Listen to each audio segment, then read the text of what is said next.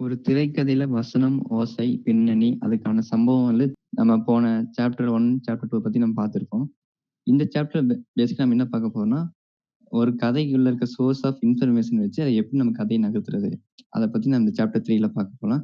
Welcome to Scene Sense. இந்த மாரி film making, screen writing and book analysis பத்தி நாங்க பண்ணிட்டு இருக்கோம். உங்களுக்கு இந்த மாரி கன்டென்ட் உங்களுக்கு பிடிக்கும்னு நினைச்சா லைக், ஷேர் அண்ட் சப்ஸ்கிரைப் பண்ணி வச்சுக்கோங்க. நம்ம அப்படியே வீடியோக்குள்ள நம்ம போய்க்கலாம். சாப்டர் 3 கதை மூலங்கள். சோர்ஸ் ஆஃப் த ஸ்டோரி அப்படின்னு சொல்லுவாங்க. ஒரு சினிமா கதையில வந்து ஒரு இன்ஃபர்மேஷன் குடுத்துக்கிட்டே இருக்கணும். அந்த இன்ஃபர்மேஷன் மூலமா அந்த கதை நகரும் அப்படின்னு இவரு சொல்றாரு. கார்ட்டூன பேஸ் பண்ணி ஒரு எக்ஸாம்பிள் சொல்றாரு. நீங்க ஒரு கார்ட்டூன பார்த்துட்டீங்கன்னா, ஃபர்ஸ்ட்டு நீங்க வெறும் படத்த மட்டும் பார்த்தீங்கன்னா, உங்களுக்கு ஒண்ணும் புரியாது. அந்த கார்ட்டூனோட கீழ அந்த உரையாடல் மட்டும் படிச்சீங்கன்னா, அதோட மீனிங் உங்களுக்கு புரியாது. 2மே படிச்சா தான் அதோட சுவாரஸ்யம் வந்து உங்களுக்கு இன்னும் சுவாரஸ்யம் உங்களுக்கு அதிகமா வரும் அப்படின்னு சொல்றாரு. ஆ கார்ட்டூனிஸ்ட் மதன், அப்புறம் ஆர்.கே. லக்ஷ்மணன் அவங்க 2 பேத்தையும் வந்து இதுல மென்ஷன் பண்றாரு. அவரோட கார்ட்டூன்லாம் நம்ம பார்த்தோம்னா, இனி நமக்கு வந்து அந்த தகவல் எப்படி நம்ம சொல்லணும்னு நமக்கு வந்து இனி கொஞ்சம் நமக்கு ஐடியா கிடைக்கும்னு அப்படின்னு அவர் சொல்றாரு. மிஸ்கின் சார் என்ன சொல்லுவாருன்னா, நீங்க வந்து ஸ்டோரி போர்டுக்கோ ஏதோ ஒன்றுக்கோ நீங்க மெயினா வந்து ஃபில்ம் மேக்கர் ஆகணும்னு நினைக்கிறவங்க வந்து அந்த கார்ட்டூன் அனிமே அதானே கார்ட்டூன் வரைகிறது அந்த புக்ஸ் நிறைய படிங்க அப்படின்னு சொல்லிட்டு அவர் சொல்லுவார். அதில் வந்து நிறையா ஒரு டைலாக் வந்து அதை வந்து கரெக்டாக அந்த இதில் கூட சொல்லியிருப்பாங்க. சித்தார்த்தா சார் கூட சொல்லியிருப்பாரு. ஒரு இப்போ சிந்து பாத் கூட இருக்கும், நம்ம தினத்தந்தியில் வரும். அதில் இவரை மட்டும் பார்த்தோன்னா ஒரு ஓடிக்கிட்டு இருப்பாரு, எதுக்கு ஓடுறாருன்னு தெரியாது. அந்த டயலாக் கூட சேர்த்து படிச்சோம்னா, டயலாக் மட்டும் படிச்சோம்னா அது ஒரு மாதிரியா இருக்கும். கார்ட்டூனை மட்டும் பார்த்தோம்னா அது ஒரு மாதிரியா இருக்கும். ரெண்டையும் சேர்த்து படிக்கும் போது இவங்க எதுக்கு ஓடுறான், வேகமாக ஓடுறான், எதுக்கு ஓடுறான்றது தெரிஞ்சிடும். ஸோ அந்த மாதிரி அவங்க அந்த விஷயத்த அந்த சின்ன கட்டத்துக்குள்ள நமக்கு கன்வே பண்ணிடுவாங்க. இவன் ஃபைட் பண்ணுறான், அங்கே மலைக்கு நடுவில் நிற்கிறான் அப்படின்றத. ஸோ அந்த மாதிரி நம்ம அதை நிறையா பார்த்தோம்னா நமக்கு நிறைய விஷயங்கள் தெரிய வரும். இன்னொன்று ஒரு 2-3 டயலாக் வந்து எனக்கு தெரிஞ்சுட்டு கரெக்டாக ஒரு ஃப்ரேம் செட் பண்ணால் 2-3 டயலாக்கை அந்த ஃப்ரேம்லேயே நம்ம சொல்லிடலாம், காட்டிடலாம். எங்கள் அப்பா போலீஸ்ன்றது அந்த ஃப்ரேமில் அவங்க அப்பா போலீஸ்க்கு முன்னாடி இந்த பொண்ணு நிற்கிற மாதிரி காட்டிட்டோன்னா எங்கள் அப்பா போலீஸ்ன்னு சொல்ல தேவை இருக்காது. அந்த மாதிரி நிறைய விஷயங்கள் டைலாக்ஸை அந்த ஃப்ரேமில் என்னென்ன வைக்கிறோமோ அதை வச்சு நம்ம நிறைய டைலாக்ஸ் கம்மி பண்ணலாம்.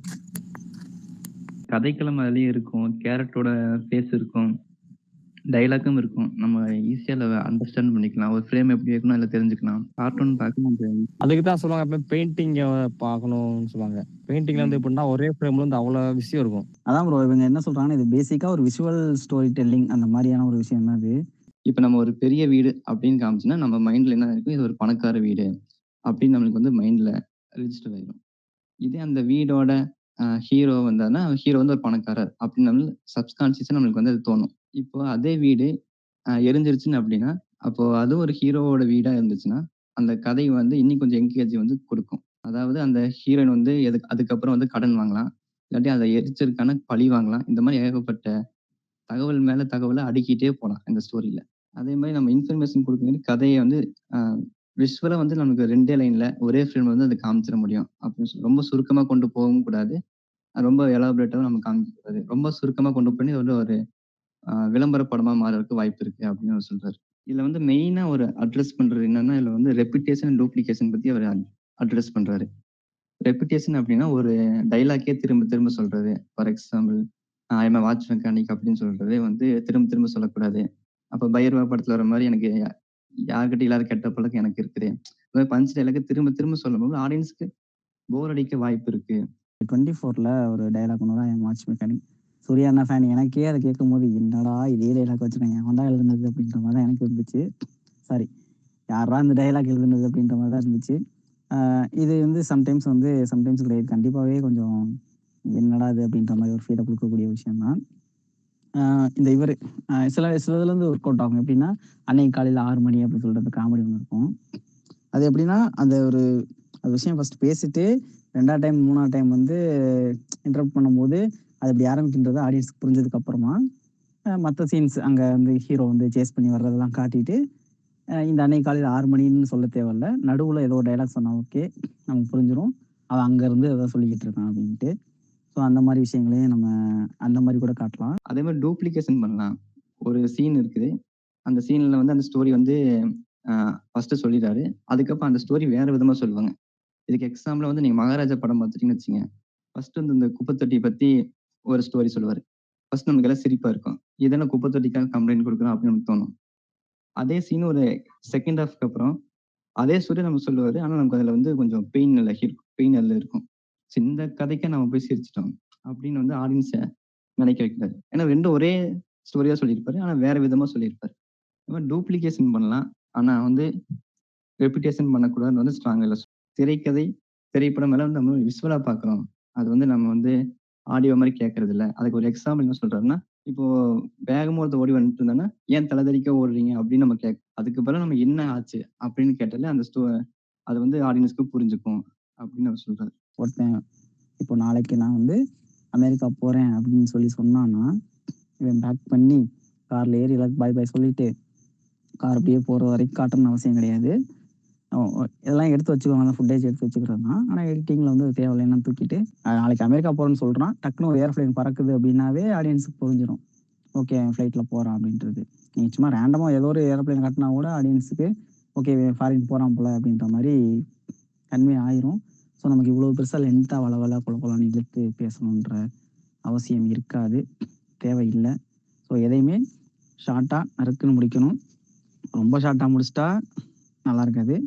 எந்த மீட்டர்ல, எந்த லெவல்ல எங்க போய் நிப்பாட்டணும் அப்படின்றத நம்ம தெரிஞ்சுக்கணும். திரும்ப திரும்ப காட்டுவது, அதை எப்படி காட்டுவது 2மே முக்கியம் அப்படின்னு சொல்றாரு. இதுக்கு எக்ஸாம்பிளா வந்து நான் ராட்சசன் மூவி சொல்லலாம். இப்ப வந்து கிறிஸ்டோபர் யாருன்னு நமக்கு நல்லாவே தெரியும். அந்த கேரக்டர் என்ன பண்ணணும்னு நமக்கு தெரியும். அடுத்த கிளைமாக்ஸ்ல வந்து அந்த அமலாபாலோட குழந்தை வந்து அந்த சைடு போனோம்னு நமக்கு தெரிஞ்சு அவன் கொல்ல போறான். இப்ப இவன் கொன்றுவானோ? அந்த ஒரு என்கேஜ்மென்ட் நம்ம கூட கனெக்ட் ஆயிரும். இவன் வந்தாலே கொன்றுவானே! இவன் ஒரு பயங்கரமான ஆளு. இவன் ஒரு சைக்கோ! அப்படின்னு ஆடியன்ஸ்க்கு முன்னாடி தெரிஞ்சுக்கிட்டு, அந்த ஸ்டோரி வந்து அவன் இன்னும் அந்த ஸ்டோரி கூட அவன் பேசுவான், கனெக்ட் பண்ணுவான். அந்த கேரக்டர் கூட அவன் பேசுவான். எதை திரும்ப காட்டுவது? எப்படி காட்டுவது? அது காட்டுவதற்கு தகுந்த தக்க சமயம்னு ஒண்ணு இருக்கு. அந்த சீன எப்ப காமிச்சா ஆடியன்ஸ்க்கு இன்னும் கொஞ்சம் என்கேஜிங்கா இருக்கும். அப்படின்னு வந்து சொல்றாரு. அதே மாரி சில விஷயத்த ஃபர்ஸ்ட் டைம் சொன்னாலும் பரவால்ல. அது திரும்ப திரும்ப நம்ம சொல்லியே ஆகணும். அப்படின்னு ஒரு கட்டம் இருக்குது. அ ஏன்னா ஒரு ஆடியன்ஸோட வந்து கவனக்குறைவா இருக்கலாம். கவன கலைப்பா கூட இருக்கலாம். சில விஷயத்த அவங்க மறந்திருப்பாங்க. ஏன்னா படம் 2 1/2 மணி நேரம். அவங்க முழுசா ஞாபகம் வச்சிருப்பாங்கன்னு நம்ம சொல்ல முடியாது. ஸோ மேபி கொஞ்சம் மிஸ்கால்குலேஷன் நடக்கிறதுக்கு வாய்ப்பு இருக்கு. நம்ம அந்த சீன நம்ம இன்னும் ஒரு ரிப்பீட்டடா காமிக்கிறதுனால அது தப்பில்ல. அது ரொம்ப அதிகமா காமிக்கக் கூடாதுன்னு சொல்றாரு. ரைட்டருக்கும், டைரக்டருக்கும் உள்ள அந்த ரிலேஷன்ஷிப் பத்தி சொல்றாரு. ஒரு ரைட்டர் வந்து அந்த படத்துக்கு ஃபுல் படத்துக்கு அவர் வந்து 1/4 பங்கு தான் அவர்கிட்ட இருக்குது. மிச்சம் 3/4 வந்து டைரக்டர் கிட்ட தான் இருக்குது அப்படின்னு சொல்றாரு. இவங்க 2 பேரும் எப்படி அத அணுகுறாங்க? அந்த ஸ்டோரி எப்படி அவங்க காம்ப்ரமைஸ் பண்ணிக்கிறாங்க? அப்படின்னு அவர் சொல்றாரு. அதுல தான் வந்து அந்த ஸ்டோரிய வந்து இன்னும் கொஞ்சம் நல்ல ஒரு பில்டா கொண்டு போலாம் அப்படின்னு அவர் சொல்றாரு. அதுக்கு ஒரு எக்ஸாம்பிள் அவரோட ரியல் லைஃப்ல நடந்தது ஒண்ணு எக்ஸாம்பிள் ஒண்ணு வச்சிருப்பாரு. அந்த முதல்வன் படத்துக்கு கிளைமாக்ஸ்ல வந்து ஒரு வில்லன் ரகுவரன் செத்த பின்ன ஒரு டயலாக் சொல்லுவாங்க. "That was a good interview" அப்படின்னு ஒரு டயலாக் இருக்கும். அந்த டயலாக் வந்து எப்பவுமே அந்த ஹாலிவுட்ல வந்து பெரிய ஒரு வில்லன் வந்து செத்துட்டான்னா, அந்த டயலாக் சொன்னா அந்த அந்த பஞ்ச் சொன்னா அந்த அவனோட இன்டெலிஜென்ட் வந்து காமிக்கிற மாரி இருக்கும் அப்படின்னு சொல்லுவாரு. அத இன்ஸ்பயர் பண்ணி அவர் வந்து அந்த டயலாக் எழுதியிருப்பாரு சுஜாதா. இத வந்து சங்கர் கிட்ட சொன்ன பின்ன சங்கர் வந்து, "இத எதுக்கு இங்க வச்சிருக்கீங்க?" அப்படின்னு கேட்டு, "இத விட நான் புதுசா ஒண்ணு பண்றேன். அத பாருங்க" அப்படின்னு சொல்லிட்டு, அந்த கிளைமாக்ஸ்ல வந்து அந்த டயலாக் இருக்காது. ஃபர்ஸ்ட் இன்டர்வியூ பண்ணியிருப்பாங்கல்ல. அந்த இன்டர்வியூல முடியிற ஓரத்துல அவரு சொல்லுவாரு. "That was a good interview." இவரு அதுக்கப்புறம் அந்த கிளைமாக்ஸ் அவர் சுட்ட பின்ன அவர் நெனச்சு பார்ப்பாரு. டக்குனு ஒரு இன்டர் போட்டு அந்த சீன காமிப்பாங்க. அந்த இன்டர்வியூ சீன்ல வந்து "that was a good interview" அப்படின்னு சொன்ன பின்ன ஆடியன்ஸ்க்கு வந்து எல்லாத்துக்குமே அது புரியும். அப்படின்னு வந்து காமிச்சிருப்பாரு. இதெல்லாம் வந்து டைரக்டருக்கும், ரைட்டருக்குள்ள ஒரு அ ரிலேஷன்ஷிப் நல்லா இருந்துச்சுன்னா, இந்த மாரியும் நம்ம நல்ல ஸ்க்ரீன் பிளே வந்து நம்ம குடுக்கலாம். அப்படின்னு அவர் சொல்றாரு. சிம்பாலிக்கா அத எப்படி நம்ம சொல்லலாம்? சிம்பாலிக்கல் பத்தி பேசியிருப்பாரு. சிம்பாலிக் சிம்பாலிசம்னு சொல்லுவாங்கல்ல. அ ஒரு பொண்ணு அழகா இருக்குன்னா, அந்த பூ போல இருக்குது. அந்த மாரி கட் பண்ணி காமிப்பாங்கல்ல. இந்த மாரி காமிக்கிறது வந்து கிளீஷேவா இருந்தாலும், இது எல்லா ஆடியன்ஸாலும் புரிஞ்சுக்கவும் முடியாம இருக்கும். அதுக்கு பதிலா அந்த அந்த பெண் அழகானவள் ரொம்ப எதுவுமே இன்னசென்ட்டா இருக்காங்கன்னா அப்படின்னா, அவங்க ஒரு ரெட்ட ஜட போட்டு, அவங்க சிம்பிளான ட்ரெஸ்ஸ போட்டிருந்தாலே ஆடியன்ஸ்க்கு வந்து கன்வே கன்வே ஆயிரும் அப்படின்னு சொல்றாரு. தகவல் சுருக்கத்துக்கு ஒரு எக்ஸாம்பிள் ஒண்ணு சொல்லியிருப்பாரு. மார்னி படம் ஒண்ணு இருக்கு. ஆல்ஃபிரட் ஹிட்ச்காக்கோட படம்.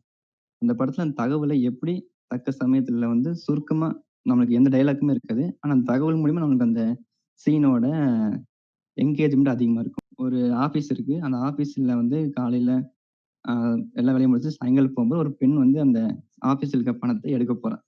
இதான் அந்த சீனு. அவன் எப்பவும் நெனச்ச மாரி அந்த பணம் எடுக்க போம்போது வேலைக்காரி வந்துருவா. இப்ப வேலைக்காரி பார்த்துருக்கூடாதுன்னு சொல்லி அந்த பணத்தை எடுத்துட்டு, அந்த செருப்பு அவர் போட்ட செருப்ப கழட்டி கையில வச்சுட்டு மெதுவா நடந்து போவான். அத கண்டுக்காம அந்த வேலைக்காரி வந்து அந்த ஆஃபீஸ் வந்து கூட்டிட்டு இருப்பா. அவரே அறியாம. இதெல்லாம் ஒவ்வொரு இன்ஃபர்மேஷன்ஸ். கடைசியில அந்த பெண்ணோட செருப்பு கீழ விழுந்துரும். கீழ விழுந்த பின்ன அவ்வளவுதான் ஆடியன்ஸ் நினைப்பாங்க, போச்சுடா! இவ அவகிட்ட மாட்டிருவா அப்படின்னு நினைக்கும்போது, அங்க ஒரு இன்ஃபர்மேஷன் வச்சிருப்பாரு. அந்த வேலைக்காரிக்கு வந்து காது கேட்காது அப்படின்னு வந்து வச்சிருப்பாரு. ஸோ இந்த ஒரு சீன்லயும் வந்து டயலாக் இருக்காது. ஆனா அதிகமான அந்த ஆன்டிசிபேஷன் சொல்லுவாங்க. இந்த கதையோட டிக், டிக், டிக் அந்த எமோஷன்ஸ் வந்து ஆக்கறதுக்கான ஒரு டூல் அப்படின்னு கூட சொல்லலாம். இந்த சீன் வந்து அதுக்கான ஒரு எக்ஸாம்பிளா சொல்லியிருப்பாரு. ஆமா. இவ்வளோ நேரம் நான் வந்து சாப்டர் 3 கதை மூலங்கள் அத பத்தி நம்ம பார்த்திருக்கோம். ஒரு தகவல் வச்சு அந்த ஸ்டோரி எப்படி மேனிபுலேட் பண்ணலாம். அ ஒவ்வொரு அ இன்ஃபர்மேஷன் மூலியமா எப்படி ஆடியன்ஸ்க்கு அந்த அந்த இன்ஃபர்மேஷன கடத்தலாம், சொல்லலாம். இத பத்தி நம்ம நெறைய டிஸ்கஸ் பண்ணியிருக்கோம். உங்களுக்கு கண்டிப்பா இது யூஸ்ஃபுல்லா தான் இருக்கும்னு நெனைக்கிறேன். நீங்க இந்த புக்க படிக்கணும்னு நெனச்சா கண்டிப்பா படிங்க. கண்டிப்பா யூஸ்ஃபுல்லான புக் தான் இது. ஸோ இதே நாங்க அடுத்த சாப்டர் 4ல வந்து உங்களை சந்திக்கிறோம்.